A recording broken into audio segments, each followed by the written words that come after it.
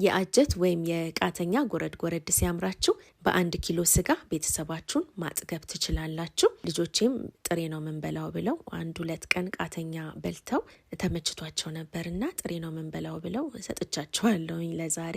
በእርግጥ እነሱ ትንሽ ነው የሚበሉት፣ እኔ ለቪዲዮ ብዬ ነው ሞላ ያደረኩት። ይሄ ደግሞ ሞይንቶ ነው፣ በስፕራይት በአምቦሃ በሎሚና በናና ቅጠል የሰራሁት ማለት ነው። አሰራሩ አለላችሁ እዚሁ ላይ ከፈለጋችሁት።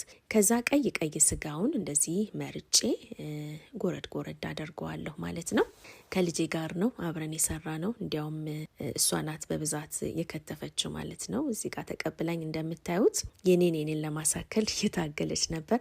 ኦልሞስት እየለካች መቁረጥ ነው የቀራት። ከዛ እዚህ ጋር እየመደብን ነበረ ልክ እንደ ጉሊት ስንት ያወጡታል 1 ኪሎ እየተባባልን እኛ 5 ቦታ አወጣ ነው። ይሄን ያክል ነው የሚያቀርቡት ተባብልን ማለት ነው።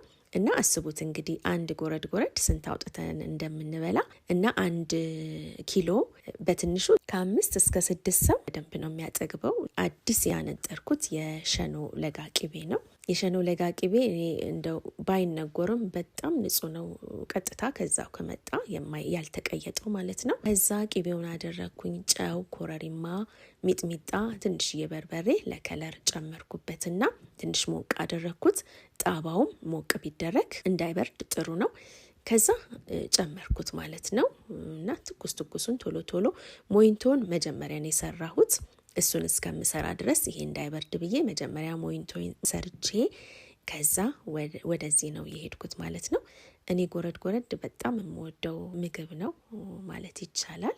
ከዛ አወጣሁት እንደዚህ እና እንዲያውም ለልጄ እያጫወትኳት ነበረ። በቀደም አንድ እህቴ የጻፈችውን ኮሜንት ያነበብኩትን እየነገርኳት ማለት ነው። ብዙ ያበሻ ወላጆች ልጆቻቸውን ምግብ ነው ለማሰልጠን ለማስተማር የሚፈልጉት። በቃ ምግብ ነው፣ ሙያ ነው፣ እንዴት ራሳቸውን ፕሮቴክት ማድረግ እንዳለባቸው እሱን ላይ በጣም ብናሰለጥን ብላ ያለችው ነገር እውነቷን ነው።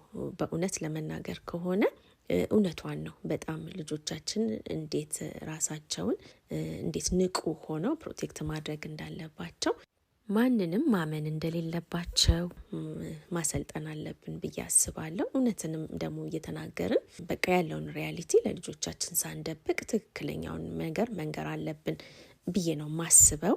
እኛ የወላጅነታችንን ድርሻ እንወጣ። ከዛ በኋላ እንግዲህ እግዚአብሔር ይጨመርበት። ከዛ እዚህ ጋር እንዳያችሁት ስፕራይት 3 ስፕራይት ማለት ነው።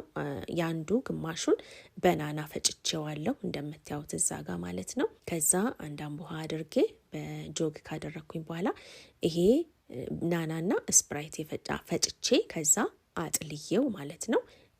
ከዛ በረዶ አደረኩኝ። የፈጨሁትን የናና ጁስ አደረኩኝ። ከዛ ሎሚ ያደረኩኝና አምቦሃውና ስፕራይቱን ቅይጡን አንድ ላይ አደረኩት። ከዛ ይሄንን ይመስላል ማለት ነው። ሞክሩት።